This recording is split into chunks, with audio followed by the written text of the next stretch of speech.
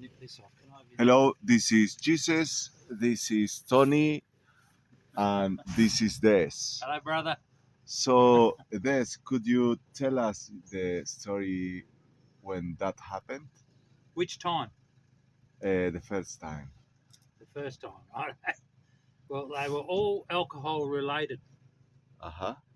And basically, the first time what happened was they fed me a lot of Bacardi, unbeknown to me. I didn't realise they were doing it.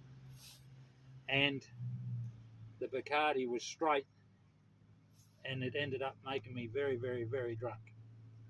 Mm. So what happened then was we were going home, and my wife took me home, and they put me in my XC Falcon car, Uh-huh. which is a very old and very solid car. Falcon it was. Falcon, And, I know that one. The Falcon. And I'm Ford. sitting in there, and they're trying to slam the back door shut to get me in there, and they didn't realise that my foot was actually hanging outside the car, Must. and that's why the Yeah. door wouldn't shut. Anyway, so You didn't know that. I didn't realise that. So anyway, eventually they put my foot in, and I got home. They got me into my bed, and in bed I threw up and choked. And what happened then was, luckily, I had run out of. I stopped breathing. Because you I vomited? had vomited and I choked. Yes. And then a friend of mine who had come home to make sure I got home, come in for a cigarette, because I used to smoke very heavy back in those days. Mm. And he found me not breathing. So they ripped me out onto the floor and cleared my throat and started giving me compressions and mouth to mouth to get me going again. Mm.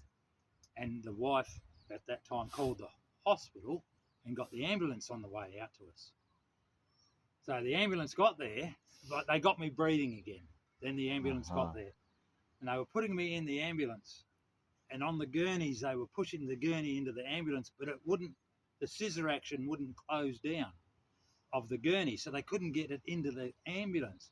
Then they realised my arm had fell out and gone between the scissor action on the gurney, and it wouldn't close up. That's why they couldn't get me in the back of the ambulance. And you didn't know. I'm out to all of this. I didn't know a bloody thing.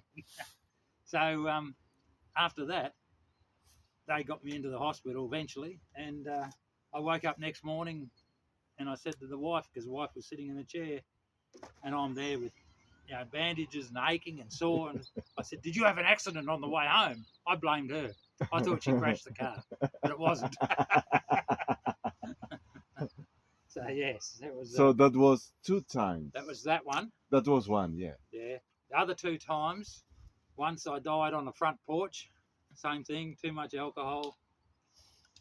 They just called the ambos, and luckily they got there quick enough to get me going again. Uh-huh. In hospital again. Uh-huh.